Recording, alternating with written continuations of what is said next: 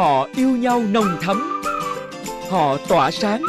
Nhưng cuộc sống ồn ào vội vã đã cuốn bay hết thời gian riêng tư mà lý ra vợ chồng nên dành cho nhau. Chính vì vậy, Trăng Mật Diệu Kỳ ra đời. Em lấy anh Bình, em thấy mình lấy đúng người rồi. Có đợt mà hai vợ chồng làm gì cũng thấy không hợp nhau. Người phụ nữ nào như Lan không biết nấu ăn, không biết dọn dẹp bất kỳ một cái gì trong nhà. Anh có làm cho chị Phương giận lâu không? Chắc chắn là phải có. Thấy cũng buồn, thấy cũng tuổi, sao mình cứ nuôi vui một mình. Tại chồng chưa đủ thương vợ. Đây là một chuyến đi để vợ chồng thâm nóng tình cảm. Diệu Kỳ là để vợ chồng thêm yêu thương và hiểu nhau hơn.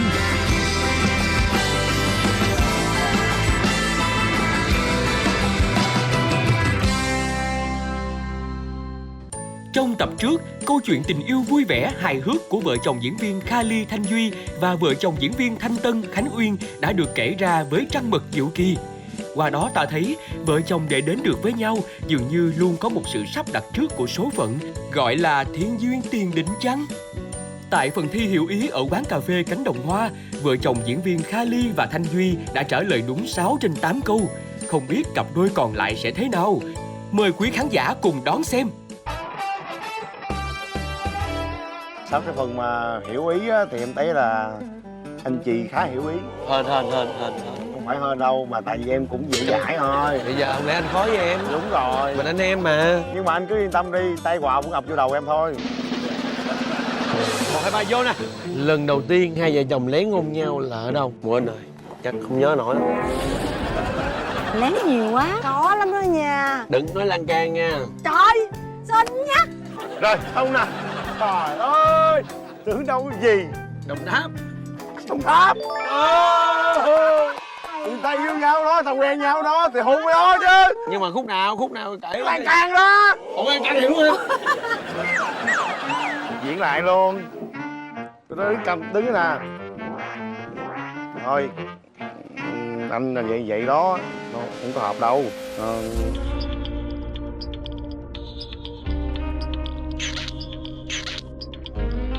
Về phòng ngủ đi. Kiểu tao ông Nguyên, anh ngủ đi về phòng ngủ đi. Cái kiểu nó là gì? Vậy thôi hả? Mà không lén. Ok. Hãy cho biết lần đầu tiên gặp nhau vợ mặc áo màu gì? Trời ơi, nói luôn nha, hiểu nha. Chắc nó rồi. Nó đúng chữ luôn á, giỡn hoài. Ồ đúng chữ luôn. Trời ơi, đơn giản quá mà, tại vì sao? Trong phim quen nhau, gặp nhau mặc đồ học sinh thì mặc đồ gì bây giờ? Dễ quá mà. Có gì đâu. Gì đó. Hỏi câu khó đi, câu khó Rồi đi. là vợ thích điểm gì nhất trên cơ thể chồng, bôi lẹ ghi nhanh. Trời ơi, không lẽ thì đó luôn á. Cái này là em trả lời được luôn, không cần Nguyên trả lời. Nghe nói là mình quay chung với lại hai vợ chồng của Tân Chề á, mừng nó sợ luôn. Tự nhiên chị chè cái chậm này ha. Chị thắc mắc là tại sao em lại có biệt danh Tân Chề vậy? Chứ chị nhìn em không chề hả? Cái này mới đau nè, cái này mới đau nè. Tân Chề hết ơn. Cái vết thương của ta mà nó lần bắt so nhẹ, cái bánh nhấn luôn. Nhưng mà chị thấy em là Chề hơn rồi đó. Nữa. Cái miệng quá ha. Bởi vậy lanh quá à. Minh Hoàng hình ảnh nữa nè. Ôi môi môi đàng hoàng. Môi dưới môi trên em. Môi dưới anh ơi. Không may bị chèn môi trên nha. Đúng hết 3 câu luôn rồi kìa. Khi ghen chồng thường thể hiện như thế nào? Chắc hết chề quá ha. Lúc mình ghen á là mình tém môi lại, tém lại. Em nghe dài lắm anh ơi. Con ghi có 2 chữ à anh. Vậy vợ nè, bình tĩnh. Tân là bình tĩnh, ít ghen nhưng lâu lâu mới nhỏ nhẹ nói cho vợ nghe. Nguyên là sao? Bình tĩnh đúng không? Bình tĩnh nó nhỏ nhẹ bình thường, mình nói chuyện giao lưu như văn nghệ thôi. Tin vợ tuyệt đối. Hợp lý. Cái này là 4 trên 4. nói chung là tại vì Quyên cũng không có làm gì để cho Tân ghen. Khi mà ghen thì mình phải chứng kiến tận mắt. Mình thấy được cái nọ thì mình mới ghen. Em tin vợ em tuyệt đối về cái vấn đề này. Mà em có ghen ngược lại không? Có. Hỏi tiếp đi, nhiều khi có đó. Hỏi tiếp đi, nhiều khi có nè. Chồng ghét làm việc gì trong nhà nhất? Trời ơi nè, ý bài luôn. Dọn dẹp cái nhà phải không? Tao đi qua hình ảnh đây Hoàng. Chắc mình trả tiền kem. Thì đó vậy đi, mình cũng muốn ăn mà kiếm cớ rồi. Món quà thú vị nhất mà chồng tặng cho vợ là cái gì? Thú vị á, đừng thí dụ nha. Ảnh không có khái niệm những ngày lễ phải có quà, ảnh không có lãng mạn. Không tin luôn á Tân. Anh không tin luôn á. Không, bây giờ thú vị mới căng nè, thà hỏi tặng món quà gì. Lâu lâu phải dính xương câu chứ không lẽ 5/5 thì 6/6. Đúng chưa? Rồi. Cái gì vậy? Lần sinh nhật của vợ gần đây mà hoặc tổ chức sinh nhật cho vợ. Ủa mà quà cụ thể đâu? Có quà cụ thể không em? Có.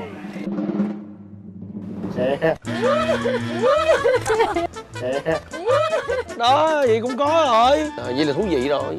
Hơn thí dụ rồi. Em không nghĩ là tới cái ngày hôm đó em đi làm thì anh nói là anh đặt bàn hết rồi nha. Em mời bạn bè tới là tối hôm đó tại cái quán đó thì em vẫn cứ tới. Bạn bè rất là đông, cả bạn bè của em nữa. Qua hôm sau tới chiều khoảng tầm 4 giờ mấy á, chụp hình gửi cho em. Xong rồi ghi lại cái lời chúc sinh nhật gửi cho em. Kêu là năm nay anh có món quà này tặng cho em. Ráng năm sau thì có món quà lớn hơn cái này. Thì cái hình nó lót xong rồi em mới bất ngờ. Em mới nói trời, em không tin là anh mua xe cho em. Tại vì trước giờ là em thích, em muốn, nhưng mà em muốn để cái khoản đó mình đi cho cái việc khác. Đúng rồi, để mình nào cần thiết hơn. như là hai chồng trẻ đang xây dựng sự nghiệp. Nhưng đúng mà không? nghĩ là ảnh Làm lớn quá, làm lớn anh quá. muốn tặng món quà đó đúng vào cái sinh nhật của em nữa. Không mà đàn ông hay làm vậy em ơi.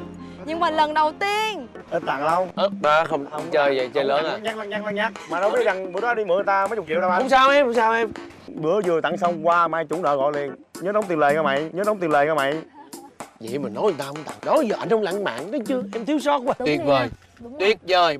Thế chồng nói yêu vợ lần gần nhất là khi nào? Đây nói nhiều điều nè. Kia không tin được. Không tin, không tin. Tôi không tin, tôi không tin, không tin.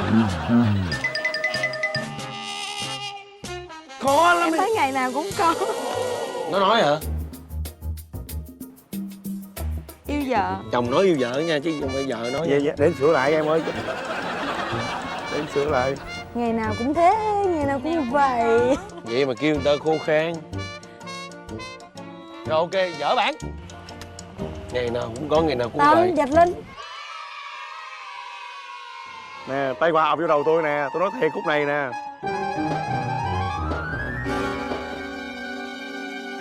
Lâu lắm rồi không nhớ. Lâu lắm rồi không nhớ. Thấy chưa? Kiểu gì mà dính xương một chữ. Nó ghi là anh thấy là chuyện bình thường. Em ghi vậy là sao? Thì ngày nào trên tin nhắn À, cái đó là nhắn tin. nhắn tin Ngày nào cũng nhắn rồi, còn nói á, nó trực tiếp á là Gần nhất coi nhớ không? là lâu lắm rồi không nhớ nè.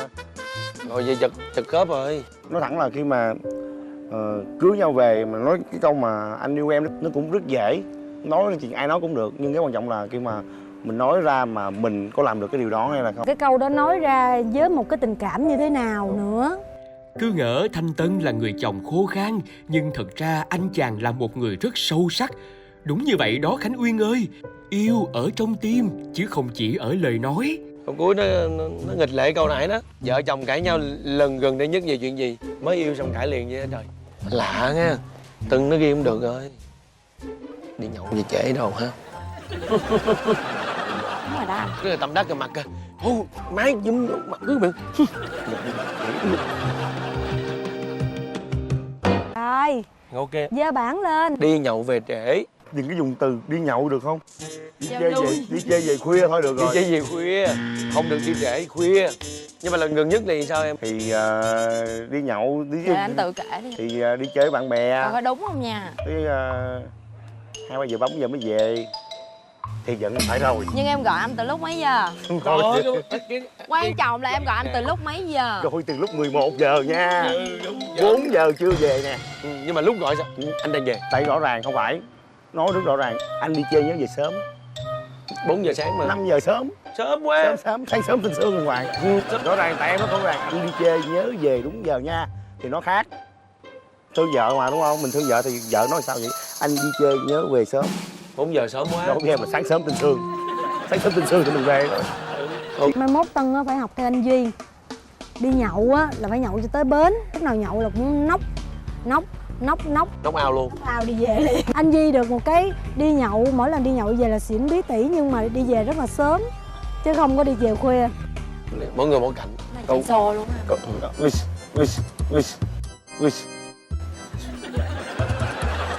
Xì cái gì?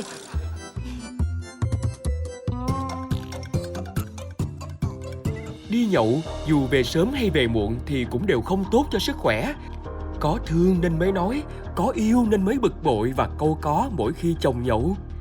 Các anh chồng ơi, hãy yêu vợ, yêu bản thân và yêu lấy sức khỏe của mình nhé. Quá xuất sắc trong phần trả lời câu hỏi hiểu ý, nên vợ chồng diễn viên Thanh Tân và Khánh Uyên sẽ được vợ chồng Thanh Duy và Kha Ly mời một chầu kem bơ thật hấp dẫn như lời đã hứa lúc ban đầu. Rồi, để đọc luôn. Khoan, trước khi đọc lịch trình là bây giờ là mình thua đó. Thua là chuyện bình thường rồi, mà không cần nói nữa. Rồi mình canh giờ mình chung đủ. Nhưng mà vấn đề là bây giờ cái lịch trình tiếp theo của chúng ta nè, từ Đà Lạt đi thẳng về Phan Thiết nè. Ủa, qua tới đó rồi hả? Bây giờ mình đi nhận phòng. Chưa đâu đây lịch thế nè. Chưa chị. Mình đi nhận phòng Di đó. di chuyển từ cánh đồng Đi ra dâu. tới vườn dâu Đà Lạt. Rồi đi ra dâu đi. Hái dâu. Đi hái dâu nữa hả? Biết là Kha Ly sợ nắng, nhưng cái nắng ở Đà Lạt không chỉ trong vắt mà còn có cái se lạnh của khí hậu nơi đây nữa. Không đi thì thôi, đến với vườn dâu Nhật Nutri Farm rồi, Kha Ly sẽ thích cho xem. Du khách vào đây có thể tự mình thưởng thức mật từ trái dâu, chanh leo các loại, sau đó là ra vườn hái những loại thực phẩm mà mình thích. Trời, nhìn trái dâu đã quá à. Đây.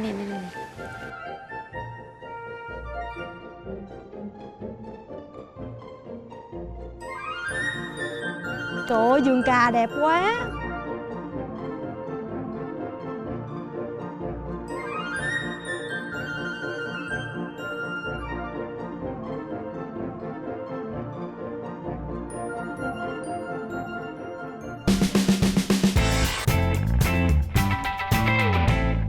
Vào lúc đổi chéo vợ chồng thì Kha Ly và Thanh Tân chọn hái cà chua, còn Thanh Duy và Khánh Uyên chọn hái dâu.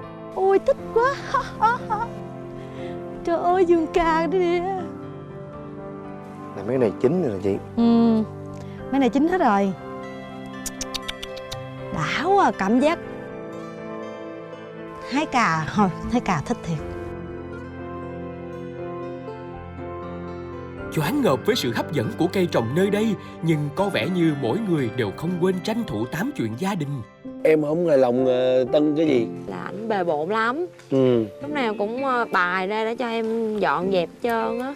Nhiều khi em cứ lèm bèm là cứ dùng dằng. Thôi em đừng nói nữa, anh biết rồi, anh cứ biết rồi. Mà nhiều khi á em suy nghĩ á, trời không biết giờ làm cách nào ha. Ảnh có thể phụ em thôi chứ em không có bắt ảnh làm. Thì thực ra thì chị Ly cũng vậy. Với cái việc nhà anh đâu làm được là chị Ly, nhưng mà lâu lâu chị cũng nói nó chán như sợ luôn á. Gì mà đâu việc nhà không biết làm gì hết trơn, nghe cũng quê chứ bộ. Thấy không, lâu lâu lén thấy ông ăn nhà mình cũng lao nhà sắp xếp lại hàng hóa các thứ, tự động vợ về thấy biết ai làm liền gì. Giờ khỏi có biết, lâu lâu em nói một câu này, thiệt nhiều khi thấy con mình làm nản hết sức, tự ái liền. Em suy nghĩ là cứ lèm bèm gì hoài cũng không phải là Không tốt. đúng rồi, không có hay. Còn không như vậy nè, vừa vui vậy viết tờ giấy để lại ước gì đó, thực là hay biết mấy khác liền, cục diện thay đổi liền. Đúng rồi, nghe có vẻ hợp nó lý phải nhẹ không? nhàng hơn mà Vui dễ nữa. thương nữa. Ừ. Được rồi, em sẽ thử áp dụng cái đó cho anh Tân. Chỉ qua vài câu trò chuyện mà Thanh Duy đã tư vấn cho Khánh Uyên một kế sách quá hay. Còn phía bên vườn cà chua dây, ông xã của Uyên cùng diễn viên Kha Ly đang trò chuyện về việc gì? Ủa, Tân, Dạ. bình thường á em có hay nóng tính với vợ em không Tân?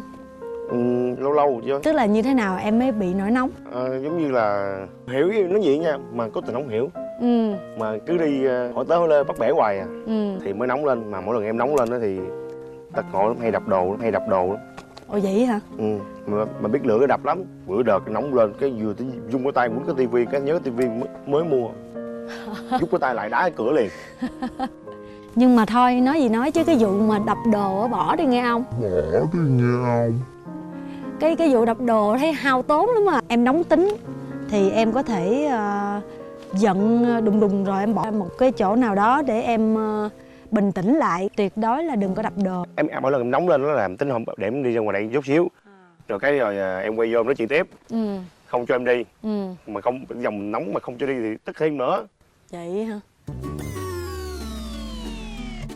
Nếu em mà nóng lên, anh bỏ đi liền lập tức luôn. Có nghĩa là không quay lại nói lại với em hay là gì. Em thì em lại nói là tại sao anh không ở lại ngay chỗ đó để mà nói chuyện tiếp với em. hay là giải quyết cái vấn đề đang xảy ra như vậy. Thì nó cái tâm lý nó là ở chỗ này, cái người mà nóng á là người ta muốn giải trình, Đúng rồi, mà ta cần có người lắng nghe, mà khi bỏ đi á còn nóng nữa. đúng rồi. Đấy. Trời ơi, cái vấn đề chưa giải quyết xong tại sao đi. Giống như trốn tránh cái việc đó, không có muốn đối diện với nó để mà giải quyết cho xong á. Thực ra là không phải trốn tránh, nhưng mà nó là đang muốn yên bình. Không, nếu như bây giờ Càng vậy nói nè, tới như vậy. Tân không bỏ đi, ngồi cho em nói hết. Em nói lát em mệt tự động em hết. Em nói lát em mệt tự động em hết. Còn anh Duy ảnh rất là nóng tính luôn á. Trời ơi, anh Duy tính anh nóng mà Em giống biết như mà. là đổ nước sôi mà đổ vô người nhảy đùng đùng á. Đụng một chút xíu là cũng nhảy dựng lên. Khi yêu mà khi là chấp nhận lấy là phải thương lẫn ưu điểm và cái nhược điểm luôn. Cái này gọi là chấp nhận sống, bắt buộc. Để bảo vệ và giữ gìn cuộc sống hôn nhân, ngoài tình yêu còn phải luôn biết cách để làm sao cho hòa hợp giữa thói quen và tính cách của vợ và chồng. Tân nói như vậy thì mới cần có em. Anh nóng tính, anh cực kỳ nóng tính, anh rất là nóng thì mới cần có chị Ly. Chị Ly. Chứ nếu như bây giờ anh nóng tính, chị Ly nóng tính, xong banh nhà. Anh với chị thì kinh nghiệm của tụi em thì cũng mới cưới đây thôi, cũng còn nhiều thứ phải mà khắc phục để mà giữ vững cái hạnh phúc. Chứ nếu mà cả hai mà cùng đùng đùng lên là Cháy luôn á. cháy luôn đó. Cũng may là ở bên này, Kha Ly và Thanh Tân cũng có cùng quan điểm là nhường nhịn khi bạn đời nổi nóng. Nhưng nói gì thì nói, nhường nhịn đến đâu thì trong lòng họ vẫn có chút ấm ức. Mà biết em hay tức về em gì không? Sao? Nhưng mà muốn gì thì nói thẳng ra đi, không nói thì em nói ra thì không chịu. Mà cứ gặp từng cái là giống như là không bằng lòng á, thì mới nói là bây giờ không bằng lòng gì thì nói ra. Mà cứ không nói, cái không nói cái thì tức thì cái mới gây lộn. Thường vợ chồng mà không hài lòng cái gì á nên nói ra, chị nói thiệt luôn á, chứ đừng có để ém trong bụng, để lâu ngày cái bắt đầu á, nó chất chứa nhiều cái rồi khi mà nó đổ ra thì nó vấn đề nó nặng hơn. Thà là cứ cãi nhau, nhiều khi nói ra mình không có chấp nhận cái điều đó, mình cãi nhưng mà sau đó rồi mình sẽ suy nghĩ lại. Thì thực ra anh làm thuộc cái môn đi tiếp á, cực kỳ nóng. Khi mà nó nằm ở ngay ngưỡng cửa nè, suýt tí nữa là coi như là banh chành rồi đó, thì chị Ly là im. Thì tự nhiên anh cảm thấy anh nhùng lại. Chỉ nếu như lúc đó mà chị Ly là một người khác á, không có biết cư xử á, mà bắt đầu là kiểu gì cũng có chuyện lớn. Dạ. Bắt đầu tự nhiên mình nói mà mình thấy đối phương im re. Hồi trước thì chị cũng hay nhịn rồi chị không nói, nhưng mà sau này chị thấy không được, phải nói. Khi mà nói ra như vậy á, biết là có những cái mình nói ra chạm tự ái nè ha, hai đứa sẽ cãi nhau nhưng mà nói ra ảnh sẽ suy nghĩ, cãi là cãi lúc đó nhưng sau đó ảnh sẽ vợ mình nói cái này cũng đúng, tự động tự biết cái nào sai cái nào đúng. Có lẽ đây cũng là câu chuyện mà nếu cặp vợ chồng nào còn vướng phải thì chúng ta cũng nên nghĩ đến hướng giải quyết của Kha Ly xem sao nhé. Bởi hơn ai hết, chồng và vợ sẽ là người sống với nhau cả đời, nên chúng ta rất cần hiểu để thông cảm và gắn bó với nhau hơn. Tân, Em nghe. thấy nghe nè, chị nhờ vả em chút được không? Gì căng vậy? Cũng không căng lắm đâu. Chị á, thật sự là chị cũng có nhiều cái nói thì nói hay lắm nhưng mà làm không được. Có nhiều cái chị cũng muốn khuyên anh Duy dữ lắm mà sao khuyên không được. Thì bây giờ em rồi, vòng vo làm chi, bây giờ chị cứ nói thẳng với em đi. Rồi thì có nói quá thì em lựa lời khéo em nói lại với Duy cho. Anh Duy á, thì nói chung ảnh chị thấy cái gì cũng được. Có một cái á, là anh biết không, nóng tính quá. Đúng rồi. Nói phải ra thì em biết anh Duy cây nếu mà gọi là chắc cũng 3-4 năm rồi. Thấy là biết thấy anh nóng rồi. Nóng, cọc cằn và bốc đồng. Thật sự chị cũng nói nhiều lần nhưng mà anh không hiểu. Tại vì em biết không, đối với bản thân chị thì thí dụ như ảnh nóng với chị thì không sao hết. Nhưng mà anh Duy bị một cái khuyết điểm là đối với ở ngoài cũng vậy. Nhiều khi cái thẳng tính đó của ảnh nó là một cái cản trở trong công việc đối với ảnh. Chị cũng từng nói với anh nhiều lần nhưng mà dường như là giang sơn dễ đổi, bản tính khó dời em à. Ok, sẵn đây chị quay giúp em luôn. Sao, vụ gì? Thì có rảnh thì nói vợ em ngoại tiếng, Bớt càm ràm lại phải không? bớt càm ràm. Đúng như Kha Ly nói, giang sơn dễ đổi, bản tính khó dời. Cả Thanh Duy và Khánh Uyên đều rất nóng tính. Liệu lần này họ có nhận ra và thay đổi được không? Em hỏi nè, anh đi quay mà tiếp xúc với nhiều bạn diễn nữ như vậy á, thì chị Ly cảm nghĩ Nên riêng về vấn đề này á, thì anh chia sẻ luôn. Anh với chị Ly có một cái quan điểm là không có lên phim trường chung. Anh không coi cảnh chị Ly đóng với bạn diễn nam. Và nếu hai người cùng đi chung một phim thì sao? không coi luôn. Đó là cách tốt nhất. Còn nói không ghen là không đúng. Anh không tin. Bất cứ ai cũng phải có, không ghen là phải chạnh lòng. Tốt nhất là không lên mà cũng không chả quan tâm luôn, không biết, không coi luôn. Nhưng mà chị Ly làm được, em không làm được. Thì đó vấn đề là mình phải tập. Tại vì á, anh Tân, em nói thật với anh là ảnh rất được lòng con gái luôn.